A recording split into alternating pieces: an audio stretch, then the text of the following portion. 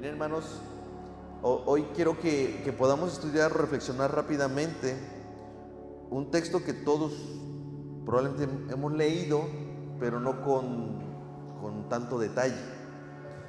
Y ustedes recuerdan Jesús, los discípulos de Jesús se acercan a Jesús en Mateo capítulo 6, ¿sí? Y le dicen, enséñanos a orar, ¿no? Y básicamente de ahí emana el Padre Nuestro. Bueno, yo no voy a estudiar todo el Padre Nuestro, pero a mí algo que me llamó mucho la atención de este Padre Nuestro es que nos encontramos con una pequeña cláusula. Y yo no sé si la habías visto, yo no sé si la habías notado, pero allí está. Y mira, vamos a leer todo el texto simplemente para que podamos ver cómo se está desarrollando ahí. Y dice Mateo capítulo 6, versículo 9. Ustedes pues oren así. Así que todo lo que Jesús va a empezar a decir no es simplemente una serie de palabras que deberíamos de repetir, sino que nos está enseñando cómo deberíamos nosotros acercarnos al Señor, no solo en aquellos temas generales e importantes en la oración, sino en la manera en la que nos debemos presentar nosotros delante de Él. De hecho, en el contexto, Mateo nos está diciendo que incluso si nosotros nos vamos a presentar delante de nuestro Señor y traemos algún problema con algún hermano y nosotros nos estamos presentando una ofrenda, dice, deja ahí tu ofrenda y entonces ve y reconcíliate con tu hermano, ¿no? Entonces hay una serie de acciones que el Señor espera que empiecen a desarrollarse en aquellos que le están buscando. Entonces cuando vemos la oración, no solamente son palabras que deberíamos de repetir, tampoco son solamente temas generales que deberíamos considerar en nuestra oración, es incluso nuestra actitud a la hora de acercarnos al Señor. Y es impresionante lo que dice aquí, dice, Padre nuestro que estás en los cielos, santificado sea tu nombre, venga tu reino, hágase tu voluntad como en el cielo, así también en la tierra. El pan nuestro de cada día, dánoslo hoy, y perdona nuestras deudas, como también nosotros perdonamos a nuestros deudores. Y no nos metas en tentación, mas líbranos del mal, porque tuyo es el reino y el poder y la gloria por los siglos de los siglos. Amén. Hermanos, ¿cuál es la cláusula? Yo no sé si alguna vez han encontrado con un contrato que tiene letras pequeñas o aquellas cosas. Miren, en una ocasión nos tocó que viajamos hacia Monterrey y de regreso perdimos el vuelo. Y yo, es una historia que no quiero contar ahora, pero básicamente nosotros se supone que llegamos un poco tarde. Entonces la aerolínea ¿cómo le llaman cuando transbordas o tomas para tomar otro vuelo? Es el boleto como tal como nos lo vendieron, ¿no? Entonces llegamos y ellos decidieron, llegamos nosotros tarde y ellos decidieron salir temprano. Para cuando nosotros llegamos ya no pudimos abordar el autobús, el avión, ¿sí? Pero la realidad es que a uno nos molesta y hay mucha gente, no sé si ha visto los videos donde la gente se molesta cuando pierde un avión, porque no es cosa pequeña. Pero allí hay una cláusula que dice que los dueños de estas aerolíneas, los que venden los boletos, tienen la autoridad y la libertad para mover, quitar y poner, cambiar, incluso vender tu propio boleto, tu propia asiento. Y digo, habrá algunas restricciones, pero en general ellos tienen esa voluntad de hacer como quieran con los vuelos. Entonces, ese tipo de cosas no las llegamos a notar, ¿va? Pero son parte de algunas cosas, algunas, digamos, cláusulas que se llevan a cabo a fin de que tú cuando vayas a tomar pues un vuelo o vayas a tener un contrato de lo que tú quieras, estas pequeñas letras son tan importantes como las que se ven en grande. Sobre todas estas, porque estas nos aclaran ciertos asuntos de relación comercial, por decirlo así, ¿no? Pero aquí también nos vamos a encontrar algo similar, ¿no? Dice allí, a mí lo que más me llamó la atención es esto. Dice, y perdona nuestras deudas como también nosotros perdonamos a nuestros deudores. La cláusula está allí, el cómo. Esta palabra se hace muy incómoda cuando nosotros nos damos cuenta que el Señor está condicionando su perdón según nosotros podamos dar el perdón a otros. ¿Sí lo notan, verdad? Entonces el problema con esta cláusula es que no sé si lo habían visto, aunque proviene de la enseñanza de nuestro Señor Jesucristo, es invocada por nosotros. Y no porque nosotros estemos orando, sino porque somos nosotros lo que estamos diciendo, estamos estableciendo esta cláusula. Miren, yo no sé si se dan cuenta, pero no es lo mismo decir, Señor, ayúdanos a perdonar a los demás como tú nos perdonas a nosotros. Eso no es lo que está diciendo la cláusula. Lo que está diciendo es básicamente, Señor, mira, dice, perdona nuestras deudas y que ese perdón que tú nos vas a dar sea como el que nosotros damos. ¿Se dan cuenta que eso no tiene sentido, ¿no? Porque básicamente nosotros deberíamos de aprender de Él, no Él de nosotros. No debería ser Dios el que diga, yo te voy a perdonar según como tú quieras. Tendría que ser al revés. De hecho, nosotros vamos a ver otro cómo atrás, cuando dice allí, hágase tu voluntad como en el cielo, así también en la tierra. ¿Se dan cuenta? Eso es lo correcto. Que se haga la voluntad de Dios aquí en la tierra como es en el cielo. ¿Sí se dan cuenta? Es impresionante cómo es que aquí cambia. Y aquí es al revés. Acá más bien le dice, y perdona nuestras deudas como nosotros lo hacemos. ¿Se imaginan? Si esto es así, ¿cuándo perdonaría Dios nuestras deudas? Si estuviera en condición de lo que yo voy a hacer, pregunta, ¿me habrá perdonado hoy Dios? ¿Sí, esto es impresionante porque es Jesús diciéndote, así debes de orar. Pero quien invoca esta cláusula somos nosotros, no es Dios. ¿Se dan cuenta? Entonces la cláusula dice que el perdón de Dios está sujeto al perdón que nosotros ejercemos sobre los demás. Y básicamente se aplica a nosotros en medida de cómo nosotros concedemos el perdón.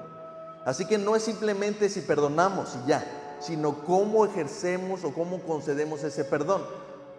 Hagamos un ejemplo. Hoy nos peleamos con la esposa o con los hijos y básicamente alguno de nosotros podría llegar a considerar que la ofensa fue tal que amerita la ley de hielo, que amerita dejar pasar quizás unas horas o quizás esperemos al otro día para ver si se acerca y me pide perdón.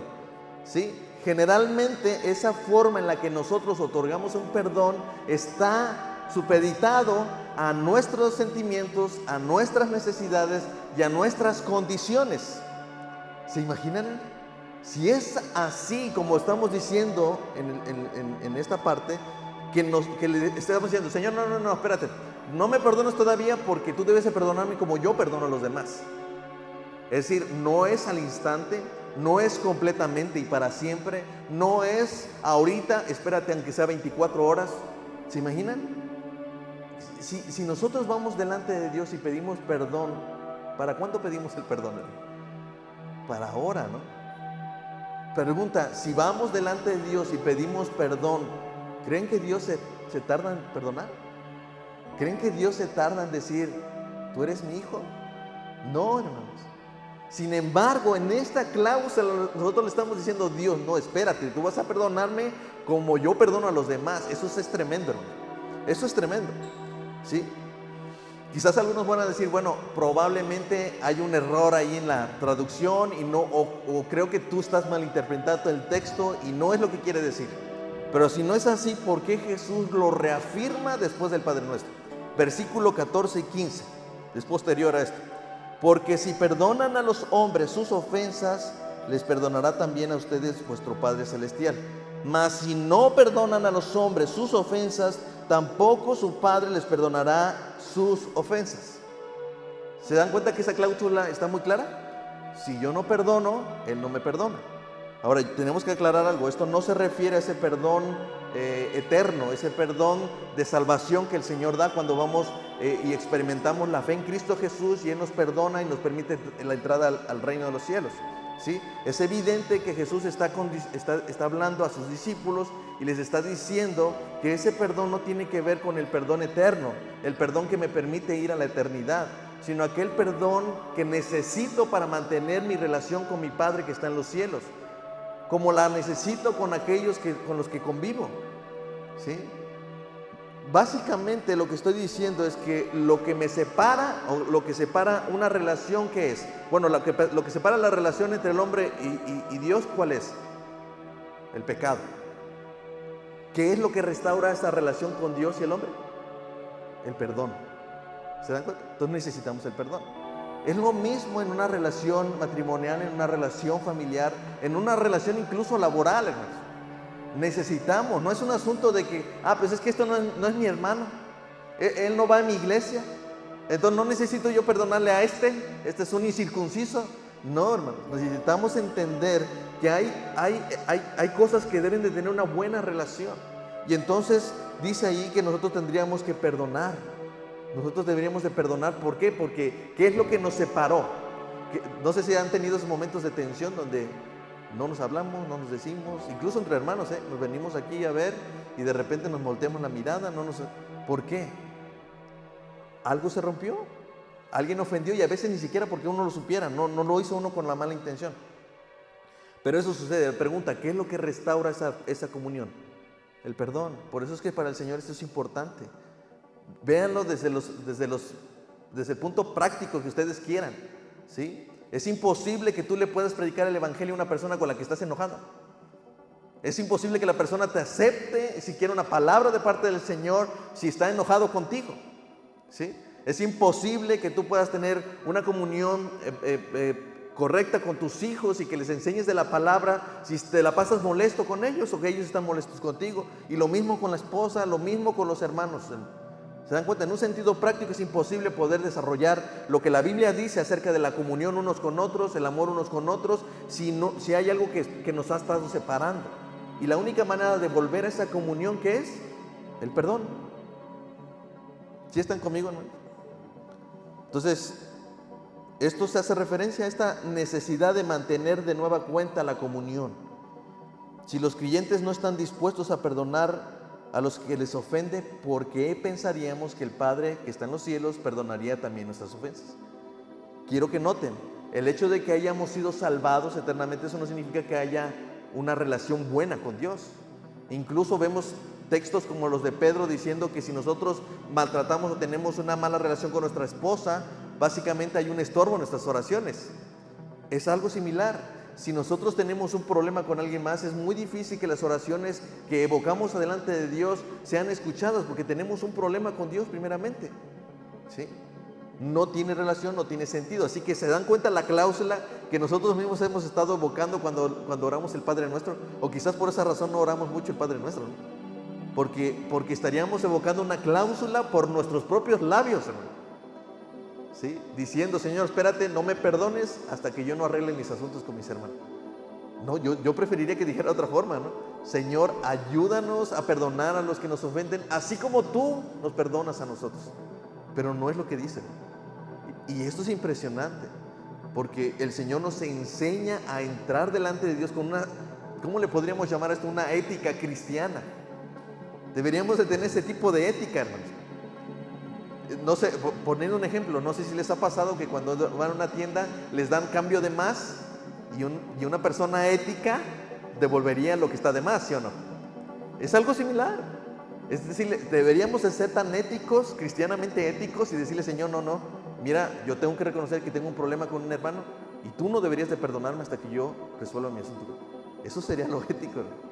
Así que cuando vemos el Padre Nuestro nos está enviando a ser verdaderos cristianos que actuamos en consecuencia de lo que queremos decir, ¿no? Ese es el asunto, ¿no?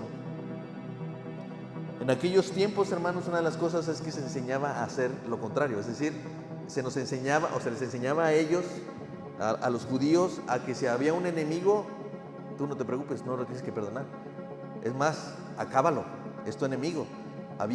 En los Salmos encontramos oraciones que iban contra los enemigos de David, por ejemplo, ¿no?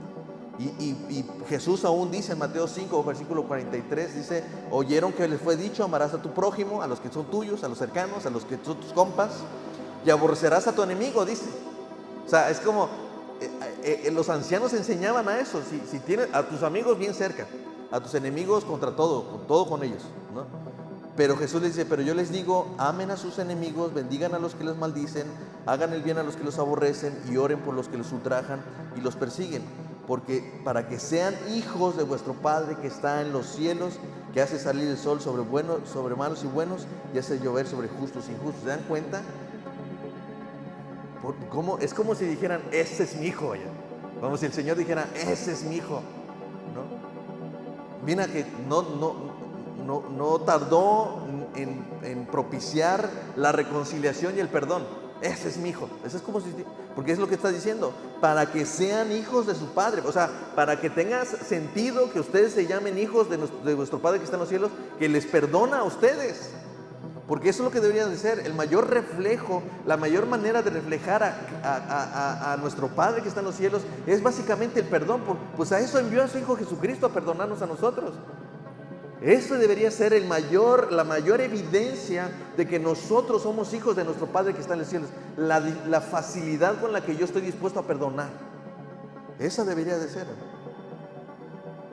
Si el principal efecto del pecado es la separación, entonces el perdón debe tener esa parte de la restauración de la comunión.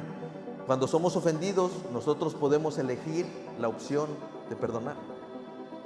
No es lo primero que queremos, no es lo primero que sentimos deseo, pero es la primera opción que tenemos, Señor. Podemos perdonar.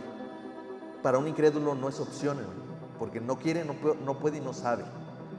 Pero nosotros sí tenemos allí en el abanico de tantas posibilidades, la primera opción, perdonar. A eso se refiere Pablo cuando llama a los Gálatas a hacerlo. Una restauración, dice Gálatas 6, capítulo 6, versículo 1 al 3. Hermanos, si alguno fuera sorprendido en alguna falta, ustedes los que son espirituales, y subrayen eso, ustedes los que son espirituales, no se refiere a los que leen más la Biblia solamente, no se refiere a los que hacen oraciones acá bonitas. No son esos. Fíjense que en este contexto los más espirituales, ¿quién crees que son? Antes díganlo. ¿Quiénes son los más espirituales? ¿Los que se saben toda la Biblia? En este sentido, ¿quiénes son los más espirituales? Los que perdonan, porque esos están dispuestos a restaurar, ¿sí? Aquella persona que es verdaderamente espiritual es aquella persona que tiene tanta facilidad de perdonar, no nada más de dar el perdón así nomás porque sí, no estoy hablando de eso, es un perdón con conciencia, un perdón con fe y con obediencia. Así debe de ser el perdón, ¿sí? Pero dice ahí, ustedes que son espirituales, restáuranle con el espíritu de mansedumbre, considerándose a ti mismo, no sea que tú también seas tentado, y sobrelleven las cargas los unos a los otros y cumplan así la ley de Cristo. ¿Sí? Es así. Los espirituales no se refiere a los perfectos o a los que tienen la capacidad de poder evitar los problemas o los conflictos, o los que son los más hábiles para resolver problemas. No está hablando de ellos, sino los que tienen la disposición en su corazón de perdonar siempre. Siempre. No sé si alguna vez les tocó ver un video de un hombre en un tribunal. Este fue un asesino serial, y hicieron que los familiares pasaran uno a uno a decirle, después de haber dado una sentencia de cadena perpetua, no sé si era muerte, no sé, pero cada uno que se acercaba venía y le decía: maldito, tú te vas a ir al infierno, tú eres el peor monstruo que ha existido sobre la tierra, y espero que te pudras, espero que te pase lo peor. Y de repente, en el último de los familiares, llegó un señor grande que parecía hasta Santa Claus, y este hombre se acerca y dice: tú has hecho que me pregunte o que yo exprese si realmente soy el creyente que digo ser. Tú has puesto en una posición de poder mostrar si realmente digo creer en lo que creo. Y él le dice: tú me hiciste mucho daño, sin embargo, yo te perdono. Y en ese momento, hermanos, cuando todos le habían dicho tantas cosas a este hombre estaba serio. Pero cuando este hombre dijo: te perdono, se quebró, hermanos. Busquen el video, de verdad. Ese hombre se quebró en el perdón de alguien como él. Y uno de verdad, yo creo que todos los que estamos aquí diríamos: eso es imposible, eso es algo muy, muy difícil. Es algo difícil de dar. O sea, yo no podría hacer eso. ¿Y saben por qué, hermanos? Un hombre, para una persona que está acostumbrada a perdonar, eso no es imposible, hermanos. Pero una persona que no está acostumbrada a perdonar, sí es imposible. Ese es el problema. No es que este hombre tiene algo especial, hermano. Básicamente creo que este hombre siempre estuvo dispuesto a perdonar. O sea, no es que este hombre se encontró con una situación nada más. Él toda su vida se ha encontrado con tantas situaciones y que ha dado perdón, que cuando se le presenta una situación como esta no fue difícil. Para todos los demás lo es, hermano. Para todos nosotros lo puede ser. ¿Sí? Es muy, muy difícil. Pero ¿sabes por qué? Y yo no sé si un día te vas a encontrar con esa situación. No sé si ya te encontraste con esa situación. Pero si algún día te encuentras con esa situación, va a ser muy difícil si tú no estás acostumbrado a perdonar. Si esa no es tu condición constante de decir perdón, perdona, y de buscar perdón incluso, Esa es una esencia. ¿Se dan cuenta que la cláusula aquí no está de más? Jesús enseñando esto no está de más, hermano, porque este debe ser nuestro estilo de vida. Una persona que desea el perdón de Dios es una persona que busca el perdonar a quienes le han ofendido. Y sí, hay momentos que son difíciles, son complicados, ¿sí? Pero entre más nos ejercitemos en esa área del perdón, ¿saben qué? Seremos más espirituales, verdaderamente más espirituales, ¿sí? Porque ¿saben qué? Lo difícil de ver una iglesia que lo conoce todo, sabe tanta de la Biblia, es que cuando viene alguien que ha pecado, dice, hermano, si alguno fuera ofendido fuera sorprendido de alguna falta, que dicen, quémelo en leña verde. Cuando alguien se ha sorprendido de alguna falta, acábenlo en las redes sociales, quémelo vivo, expóngalo, evidencíenlo, díganle que ese hombre ya es un hombre del demonio, ya está vendido al infierno. No es lo que dice, sin embargo, es lo primero que se encuentra una persona que ha pecado y ha faltado, con esa respuesta de hombres y mujeres que, aunque no los ofendieron directamente, no están dispuestos a otorgar perdón, y mucho menos a restaurarle, porque no están acostumbrados a dar perdón. Ese es el problema. Ese es el problema. Estamos acostumbrados quizás a pasar las faltas, pero no a perdonar, porque quizás me conviene no meterme en problemas porque, no sé, algo voy a perder, pero no es perdonar, ¿sí? Es tratar de guardarlo en un lugar para cuando me convenga yo voy a tomarlo otra vez. Eso no es perdonar. Así que el perdón tiene que ver mucho más con mi relación con Dios que con mi relación con mi ofensor. O sea, la realidad es que cuando yo perdono, lo que estoy haciendo es exhibir el nivel de intimidad que yo tengo con un Dios que siempre me está perdonando, ¿sí? Cuando yo soy muy difícil para perdonar, lo único que estoy mostrando es que yo estoy tan lejos de Dios, ¿sí? Que yo no he experimentado el perdón de Dios, yo no sé lo que eso significa, y yo no sé lo que significa doblar mis rodillas y delante del Señor decirle, Señor, perdóname. Y probablemente ni siquiera ha sentido que el Señor le haya perdonado si alguna vez fue ahí. Así que nunca he dicho que esto sea fácil, pero siempre será seguro hacerlo. Y con el tiempo, cuando uno lo practica, es evidente que un día no le será tan imposible perdonar cosas tan difíciles. Pero ese es el llamado, esa es la cláusula, y eso es lo que el Señor dice y lo que nos ha invitado a evocar, a decir cuando vamos en oración: perdona nuestras deudas como tú ves, Señor, que lo hago con mi hermano, con mi esposa, con mis hijos, con mis compañeros, con este y con aquel. Señor, perdóname porque tú sabes, mira, la última vez mi hermano en la iglesia me hizo esto, Señor, y me dolió tanto, pero Señor, le perdoné porque yo quiero tu perdón, porque tú me has dado tu perdón, y porque sé lo bueno que es sentir tu perdón, Señor. Por esa razón. ¿Se dan cuenta que no tiene el mismo sentido? No dice las mismas cosas que nosotros normalmente llegamos a pensar. No se vayan a subir al avión de la oración, hermanos, y se queden sin boleto, porque no leyeron las letras pequeñas. Dicen allí: Padre, perdona nuestras deudas como también nosotros perdonamos a nuestros deudores. Entonces, con eso en mente, hermanos, vamos a orar. Porque ¿saben qué, hermanos? Muchas personas están lejos de Dios, y también están lejos de nosotros. Quizás hemos aprovechado la distancia para que cada vez nosotros nos alejemos un poco más, y hemos hecho todo esto y hemos hecho el camino más difícil para reconciliar. Hemos hecho el camino más difícil para encontrar reconciliación. Pero ¿saben que una sola palabra tiene ese poder?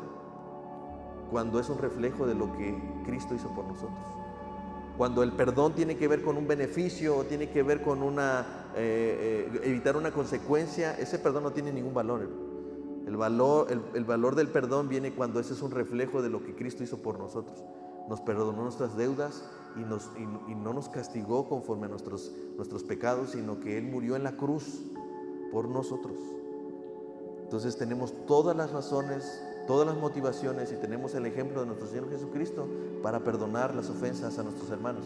Y cuando nos sea muy difícil, volteemos nuestra mirada a la cruz y veamos qué tan difícil le fue a Cristo perdonarnos a nosotros. Entonces hoy quiero que como iglesia podamos orar por esto, porque hermanos, mucha gente necesita el perdón.